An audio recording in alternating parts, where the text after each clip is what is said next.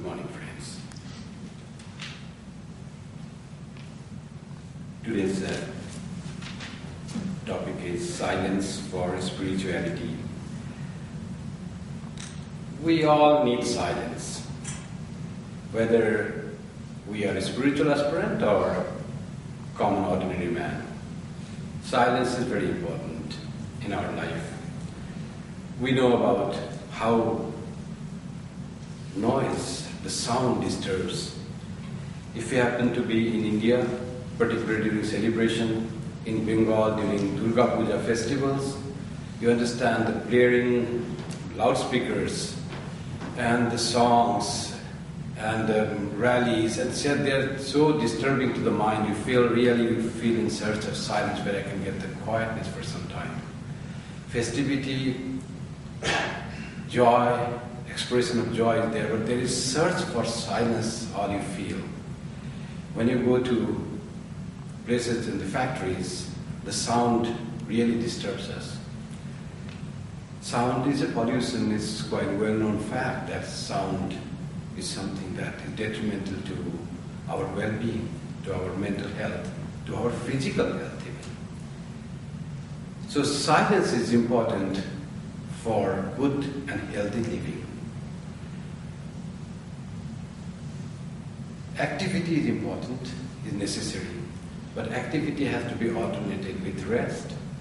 Similarly, we need sounds, but there should be a time of silence. Even the busiest people who are always busy in talking, thinking, they also need silence. What is sleep? Sleep is going into silence. Everyone needs sleep, whether a spiritual aspirant or doesn't have any connection with spirituality. They all need sleep just to keep themselves in a mode of silence. Generally, we experience silence when we are alone. And particularly when we take a walk, the spring coming, summer, spring is the time to take a beautiful walk, and you walk alone. And the long walk, if it is through a forest or meadow, or in a mountain, when you go for outing, you feel the silence and enjoy the music of birds and rustling of leaves more than when you'd be talking with your friend or talking with your family and gossiping that. Just you need the mind to enjoy the music of birds or the flow of the music of a flowing river. For that you need to be in silence. Silence gives you an opportunity to enjoy that thing. If you just ignore that music and are engaged in just talking, making noise, listening to your iPods and all that, you are not able to enjoy those things. So what is the importance of listening music and talks through your iPods and iPhones? And how much it just to be quiet. That's all to be. You have to find a way in our life. But the silence is very important for our health. There's no question about that. There's going to be two opinions about that. But how this silence helps in spirituality? How much silence we can keep? Is speaking, talking is all bad? Should we all be mum, like dumb? Is that the highest spirituality? We didn't talk at all, just keeping quiet and speaking nothing. It will be very highly spiritual. And how much to then talk? What to talk? That is the thing. Silence we also experience at dead of night, when nature is calm, and you get up and you feel what a wonderful thing. You can hear, you listen to your heartbeat. Even they say, we have a place in Mayavati, in Himalayas. If you go in winter, there is so silent that you can even listen to the heartbeat. And it's not exaggeration, people feel it. Something pumping inside your heart and you can listen to it. And sometimes to some people, silence becomes very frightening. People cannot stand silence. One family went to Mayavati, where in the Himalaya, at the center, the Swami Vivekananda wanted that to be for the practice of Advaita, non-dual spiritual practice. Some people went, and when they went from cities like Calcutta or Delhi, it was crowded, noisy, and they felt very quiet in the woods, big trees, very quiet, and of course there is spiritual vibration also. They said, Swamiji, you allowed me only to live for 3 days. We allow only 3 days there because other people have to come, very small accommodation we have. But we want to live more. We want to live at least 1 week. They said, and Swamiji said, okay, first you leave today, then you will come and then say, we'll see what can be done, whether we are cooking for other guests or not, we'll see that. They were there, and it was so quiet. The next morning, they come and say, Swamiji, we are leaving tomorrow. What happened? You are going to live here 1 week. No, I think that the silence is so much of this is frightening silence, boring silence to people who really cannot enjoy silence. We have to develop our mental capacity to enjoy silence even. It's not an easy thing. People can't keep quiet. You'll find to many places of like congregation, places of gathering, even the places where we are supposed to pray and think of God, there are also people go with that intention to be close with God, and ultimately they cannot just stop seeing the people together. Oh, hello, how are you? What did you eat today? When are you going back? And the family, then the problems, then the troubles, then the good things. All this come, God is totally forgotten, silence is totally kept aside, and all when they come back, they are more agitated, more disturbed than when they enter into the temple, place of worship. That's how we often cannot stand the silence or cannot enjoy the silence. But silence is sine qua non for spirituality. What is spirituality? Is silencing our thoughts. Our speech, according to Vedas, has got 4 levels. When we speak, it is the external and grossest level. It's called Vaikhari. Vaikhari comes from our thoughts. What we think, whatever is in the impression in our mind, that comes as our speech. Vaikhari. So the subtler level, the Vaikhari at the mental state is thought in the language of speech. In Veda it's called Madhyama. Madhyama, the mental thoughts. That's called Madhyama. That Madhyama, the portion subtle speech, also comes from still subtler speech that is called Pashyanti, and that is called intellectual level. At the intellectual level, even beyond the mind. At Pashyanti, at Madhyama level, we can feel our thoughts, our speech. What I am going to speak now, it comes to thought. Or you keep quiet, something is talking inside you. When your Madhyama level is also unquiet and is disturbed, it is very noisy, you are in noise. You may be on the bed sleeping, you can't get sleep. You can't get the rest of sleep because you are so much disturbed in your mind. You are talking at the Madhyama level, at the mental level. Not through the grossest level, but at the subtler level. The Pashyanti level or the intellectual speech at the intellectual level is very subtle. When we are not aware of what thoughts are coming, that is, we are not aware. But there are people who are aware. Yogis they say they can see their thought before they become thoughts. And that is the Pashyanti level. Seeing, Pashyanti means seeing. And they say this thought in the Pashyanti level can be seen as in colors. They become one with these objects are separate from the thoughts. Our thoughts are one with the object. When I think of some person, I have that person in my mind, it's one. And when we see and talk, it's of course at the very grossest level. But at the Pashyanti level, it's just pure thought, and it's before even thought. Only few people, great yogis, can see this speech at the Pashyanti level, in the intellectual consciousness level. There is the most subtlest part of speech that's called para, beyond even thought. It is the causal level. These 4 types of thought are also called, it can be kind of the correspondence with the physical, the speech, the grossest, which can listen, which can perceive through the senses, is like the Jagrat, waking state or worldly state. The mental speech is like the dream, when our mind is active, the thoughts are coming in the mind. When it is sushupti, when it is intellectual level, it is sushupti, you are deep sleep. They are in deep sleep, is nothing, something, it's very vacant or empty. There is something positive there in deep sleep. Our mind is not working, our intellect is also at rest, but that is the causal state. When we are gaining something, that's why when we get up our deep sleep, we say, oh, so refreshing sleep I had. We say, Sukham aham aswapsam, in Sanskrit we say, I slept very happily. If we are not there, if mind was not there, how do you know? There was something we were getting in. Mind was at rest, intellect was not active. That Pashyanti talk can be compared with the Sushupti level, and the Para, the very origin thought, it can be compared with the Turiya level. So that's very subtle, and that's a Turiya level thought, and that's the real origin of, that's very close to God. Origin of all our thoughts and speech comes from there. Like a big rope, if you have a rope which can be seen, then the fine fibers at the mental level which can be perceived very subtle, and there is molecular level which you cannot see, but there are with the thread and then rope. And beyond the molecule level is the atomic level which you cannot think, but still there are atomic level also can be perceived. It's also atom can be, we can feel the atom through the scientific experiments. But this para level is when you are one with God. It is transcendental level.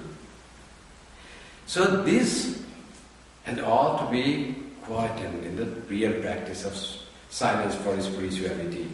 There has been practice of first trying to control the grosser level. The story of how this gross has to be controlled through subtler. The story that Swami Vivekananda said about a prisoner, that somehow one good person got into some wrong information the king got, and king wanted to imprison him. So where did he imprison? In a high tower. There is no way to come down. All doors are closed. There is no stairs, and that person is in the high tower. Then his wife thought how to bring him down. So she was very wise. What she did is, she brought one drop of honey, one black bee, and few very fine threads, and more thicker, and finally the rope. So what she did is, so she put the bee, living bee, and tied to its leg fine thread, like a silk thread, and put the honey at the tip of the nose of its nose, and put it straight on the wall of the pillar. So it was going up with the silk thread, not heavy, so it could go up to the top. To that silk thread, she tied another little thicker thread, and that husband got the silk thread, got hold of silk thread, and he pulled that thicker thread. And then finally the big rope. Like that, the big rope went there, he tied the big rope in the pillar of the tower and then came down through the rope. So like this thing, to support this big rope, there was a fine silk thread which supported the big rope. They are all connected. And the finer thing could be saved. Like that is, we have to control the finer thoughts, we need to control the grosser things. Speech has to be controlled. There have been many spiritual practices in all religions when people give, at least first they shut their speech. As it was said in the reading, you see how control of all our words, thoughts and actions are important. It should be in a controlled way to have that. It's called brahmacharya. Control of ourselves is so important to regulate our life. So to control thoughts, there have been practice of no speaking. Mahatma Gandhi himself practiced that. Once a week or something, he said, he will not speak that day. If something is to be done, he will write, but sound will not be produced. I will not talk. Something writing also, of course, in a mental level, it comes, in action it comes, but makes your talking limited. You conserve the energy. Why do you want to give silence? It is conserving our energy. Lot of energy is filtered away in useless talks. If we talk nice and good, that's fine. But where to control, we don't know. So when you conserve this talking energy, speech energy, it can be utilized for our spiritual well-being. So Mahatma Gandhi used to keep silence one day. Even Swami Ranganathanandaji, our president, 12th president, he used to keep quiet on Thursdays. Whole day you will not take any phone, no meeting, no speech. That was there. In Hindu tradition, there is a day called Mauni Amavasya. If the new moon day falls on a Monday, it's very auspicious for the worship of Shiva. And how do they worship? Through keeping silent, not speaking to anyone that day.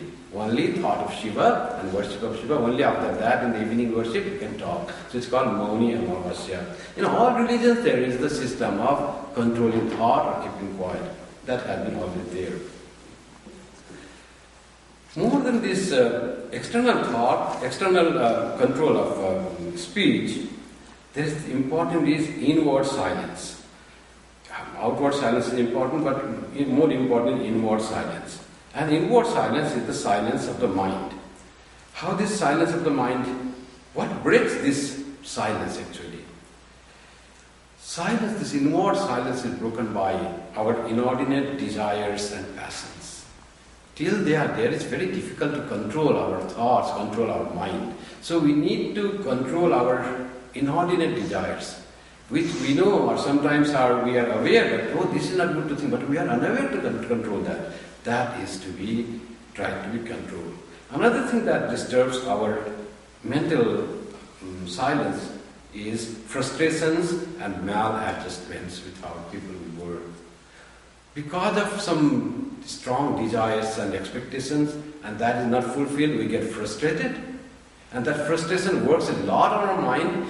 And when we act with the world, with the people in that state of restless mind, there is definitely going to be maladjustment. We speak something, we do something that we should not have done. But once it is done, it's very difficult to patch it up. Sometimes this ego comes in between. And we don't want to patch up also. We don't want to say sorry also. What we have done, it's fine. In the mind we say, no, I shouldn't have done that. But you cannot approach the person and say, I'm sorry, I shouldn't have done that. What stops from that? Your ego, your pride. This also in very gross level of disturbing our mental silence is jealousy and pride. The jealousy and pride is another thing which makes us really very noisy inwardly, very shout, there is a lot of noise there going inside. There have been times, even in the monasteries, when there is a little discordance with the people of one center from another. So we have two centers in Benares.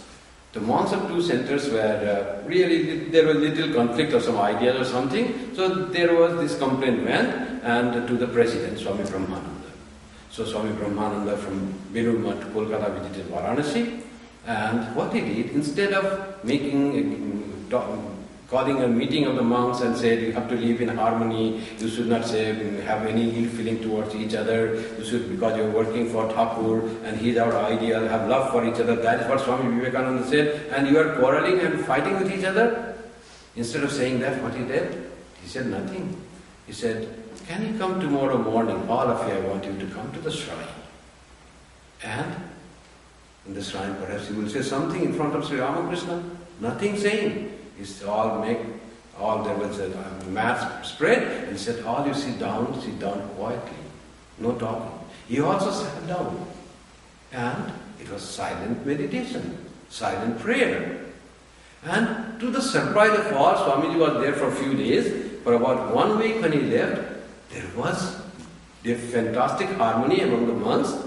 There was no conflict at all. There was a wonderful thoughts. This silence, just keeping the silence, could make it. Many times it happens. Even you don't have to need the great person. Just being silent. When sometimes the anger, the quarrel, the fight among even relatives, even husband and wife, that I've often told that medicine of one person gave. So anyway, we're talking the medicine. So when this quarrel and anger increases and becomes a lot of fighting, when both of them cannot control themselves. If one of the spouse, one of the party keeps quiet, just keeps quiet, controls himself or herself, other person is going to be quiet. He'll be normal. There were two persons going, I said, and one person was going to buy some ticket, bus ticket. So he said, can you go into the counter? The two friends were one after another. The person in front was a little hot-headed. And he said to the conductor who was selling the ticket, give me the front seat in the bus. In India, you know, that we have to sit in the front, otherwise roads are not good, and it will be bumpy. Sometimes it will be so bumpy that you may get out of your seat if you have the last seat in the bus. So he said, can you give me front seat? We are there. He said, oh, front seat are all gone, so we have only this seat towards the middle or towards the end. He said, how it is gone? I'm in the morning. Now he started fighting in speech. He said, what can I do? It's already gone. It's not that I'm not. Now this conductor also getting angry. This Swami, this person also getting angry. The friend behind was a very nice person. He was a quite calm person. He thought something going on wrong. What he did with sign is did something. And by that, the counter person became very calm. He just cooled down without talking anything. This person who is buying the ticket, friend of the person who is standing behind, he is shouting. The ticket seller becomes suddenly calm and quiet. Yes, he's saying no words. Finally, it subsided. He couldn't give the ticket, but it subsided. Then what that friend behind did, he just put by simple sign, he said this, something hot-headed person. That is sign for his friend to the ticket seller. Ticket seller understood, he just calmed down, he didn't speak anything. By that, whole fight was stopped. Like that it happens. One of the two parties of the husband and wife, or children and child and father and son and father, anything that happens, they start quarreling and fight. One party can cool as quickly as possible, the fire of anger is doused very quickly. So that is the way we can control our anger. And this thing similar happened in Swami Brahmananda. Of course, he was a spiritual, very high spiritual soul. God realized soul for him. Anything to implant that his feeling to the other's mind was possible. He could implant and that inspire others, peace that is in his own self, that peace could go to others. We have beautiful scenery of described by Shankaracharya. He says, I saw a wonderful sight. What sight? There was a class. Where was the class? Class was taking place under a bo tree, under a banyan tree. And the teacher was seated in front and there were students. And the teacher was young, students were old. And when I went closer, I find no one was speaking. All were quiet, all were sitting. But the strangest thing is, in that silence, in that quietude, the teacher was explaining, and the students, all doubts were being erased. All questions were being answered in that silence. Chitram bhatatatur tarur mule guru shishya vriddha shishya guru yuva Maunam tu guru vyakhyatam shishyastu chinna samsaya. All doubts of the students were just going away. All the questions were being answered just in maunam vyakhyatam. It was all silence and quietude. That is the strange thing I saw, he says. So silence has that power. Words have power, no doubt. A small word can make you very angry. One person went to the court and said, I want to file a suit. Case against the person. What happened? Oh, he said me, you are a rhinoceros. Some other person said a rhinoceros. So I want to file a defamation case against him. But when did he say? He said 1 month ago. But why are you coming today after 1 month? He said, oh, only yesterday I saw what is rhinoceros. So when he saw the rhinoceros, he said, oh, that one was comparing with me, this. And then when he understood that, then he became angry. You see, one word can make one person angry. Words are powerful, no doubt. But silence is very powerful. And it's more powerful than the words. They say words are like silver and silence is like gold. Swami Vivekananda said, when we let loose our feelings, we waste so much energy, shatter our nerves, disturb our minds, and accomplish very little work. The energy which ought to have gone out as work is spent as mere feeling, which counts for nothing. It is only when the mind is very calm and collected that the whole of its energy is spent in doing good work. And if we read the lives of the great workers which the world has produced, you will find that they were wonderfully calm men.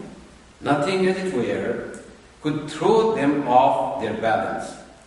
That is why the man who becomes angry never does a great amount of work. And the man whom nothing can make angry accomplishes so much. The man who gives way to anger or hatred or any other passion cannot work. He only breaks himself to pieces and does nothing practical. It is the calm, forgiving, equable, well-balanced mind that does the greatest amount of work. In our scriptures also, in the Gita, it is said that you have to control your speech. You have to perform tapasya on your speech. If you have to speak, speak always the good things and avoid speaking unnecessary, unuseful things. And the verse says, Anudvega karam vakyam. Whatever you speak, always speak the words that will not agitate others, that will not disturb others. Never speak the disturbing words. That is the first thing they said. Anudvega karam. We often disturb others. And that is not right thing. That is not control of speech. And what type should be? It should be the three qualities more, it is said. One is anudvega karam, three more qualities. Satyam, priya, hitam. It should be truthful. It should be always truthful. And it should be nice words. Priya. Truthful, not harsh then. It is because it is truth. You cannot just speak the harsh. That is prohibited by the scriptures. So satyam, it should be truthful. Priyam, it should be sweet and nice. And hitam, speak something that will do good to others. And when you speak something for the good of others, you will be definitely doing good to yourself. And that is said, swadhyaya abhyasanam. And also try to practice study of scriptures. That is also, it says, it is vangmayam tapa. It is the austerity of your speech. It is the tapasya of your speech. It is the control of your speech. It is the best utilization of your speech. Non-disturbing words, truthful words, sweet words, and beneficial words. And for that, read some nice books. Fill your mind with nice thoughts. Avoid all disturbing books and thoughts. That's what it is necessary. And it says, what type of things? In Manusmriti it is said, Satyam briyat, priyam briyat. Okay, when it is true and it is sweet, speak that. Whatever some words which are true but very harsh, shouldn't we speak that? Or something which is untrue but very sweet, what should we do about that? The verse says, Satyam briyat, priyam briyat. Speak the truth, speak the sweet words. Ma briyat, satyam apriyam. If there is a truth which is harsh, don't speak. Ma briyat. Don't speak harsh and truthful words. And what about the unright, untruthful but sweet words? Ma briyat, satyam apriyam. And ma briyat, satyam apriyam. Priyam cha nanritam briyat, ma briyat, satyam apriyam. Anrita satya and priya satya also don't speak. Don't speak untruth and sweet words. Don't speak sweet and untruth words. Always speak what is true and what is sweet.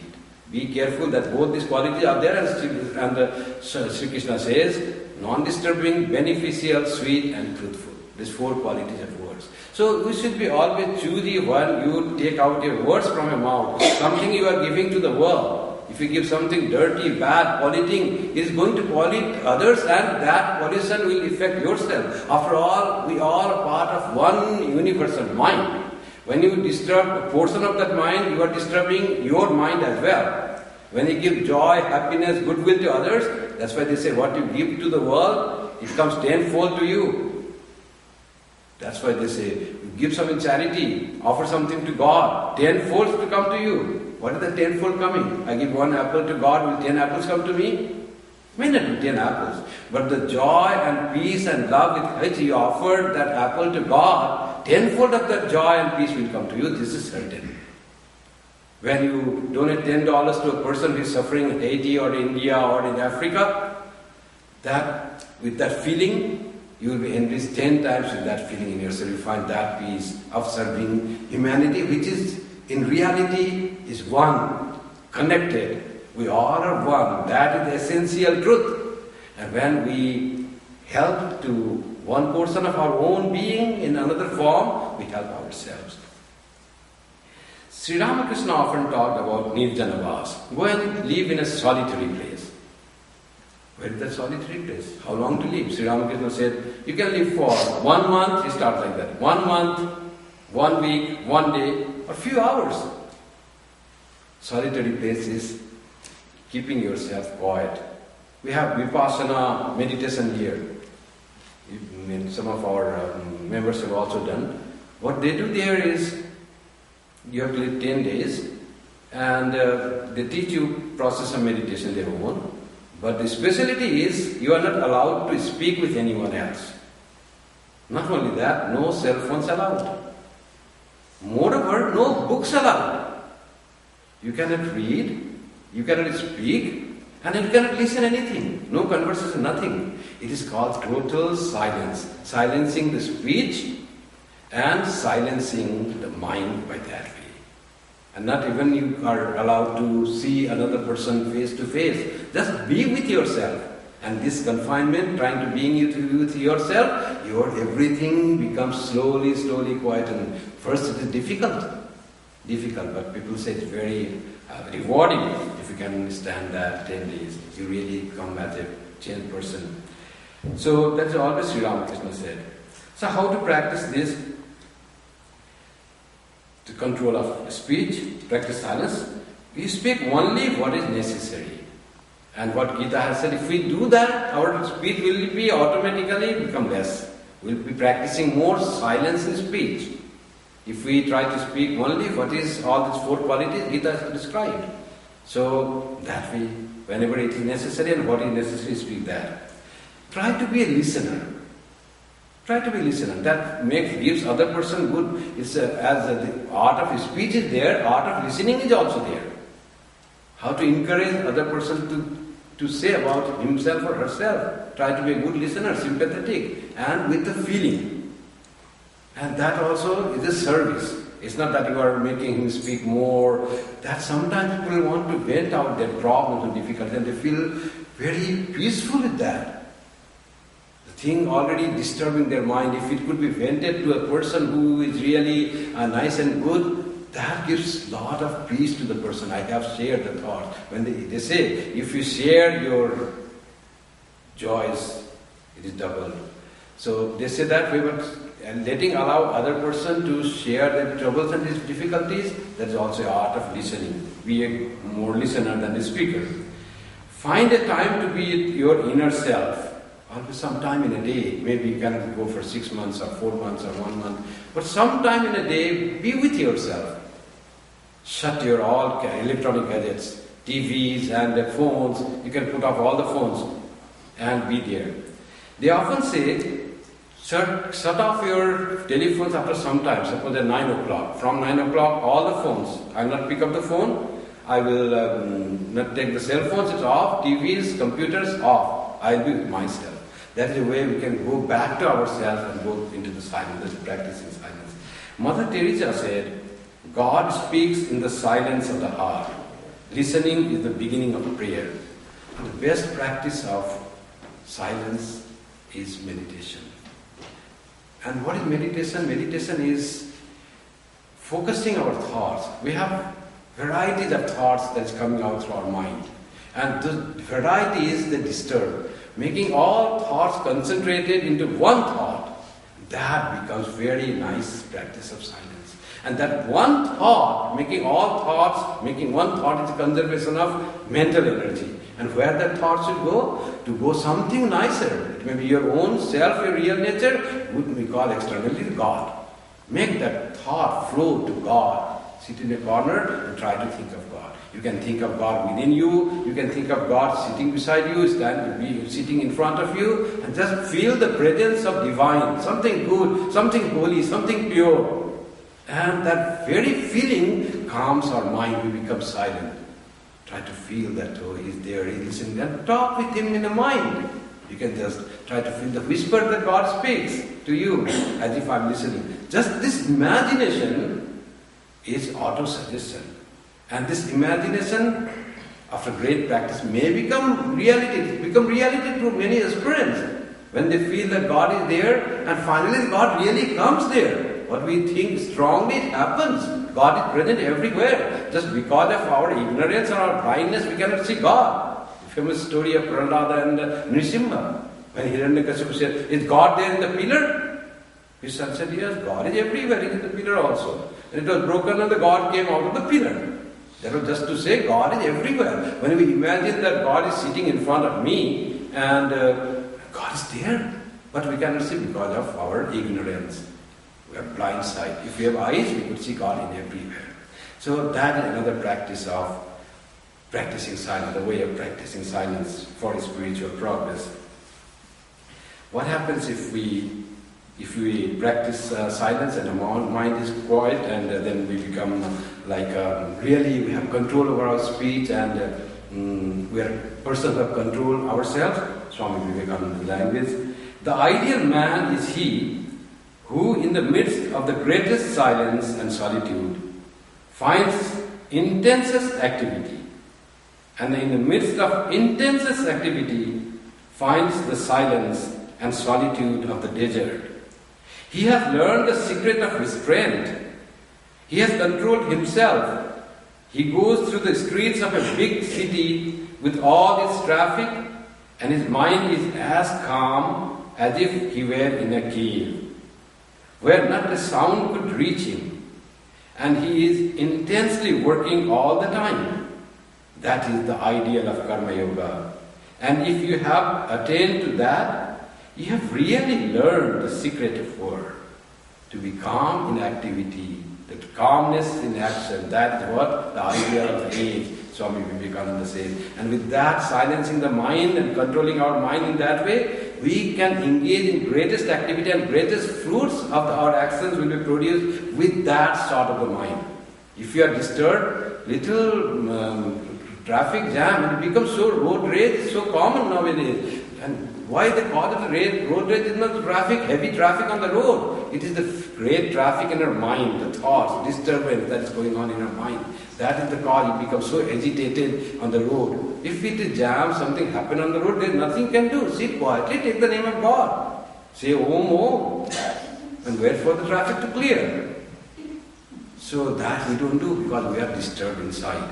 If we are calm through our practice of silence, through the practice of spirituality, that calmness will be there in every action of ours. And I would like to end with the beautiful letter that Sister Nivedita wrote about what is the symbol or emblem of silence. Holy Mother. Holy Mother used to say, what you call disturbance and agitation and all this suffering and all those, I find as if there is a picture of silence placed in my heart. Always I feel that peace. How do you say that there is so much of problem and disturbance in the world?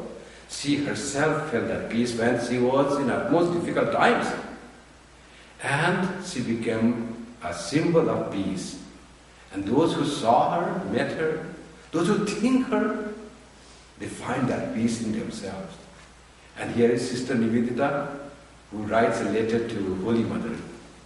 Sister Nivedita was in New York at that time. Excerpt from a letter from Sister Nivedita, Swami Vivekananda disciple Margaret Noble, to Holy Mother Sri Sharada Devi on December 11, 1910 from USA. Holy Mother was in India. Dear Mother, you are full of love, and it is not a flushed and violent love like ours, and like the world's, but a gentle peace that brings good to everyone and wishes ill to none.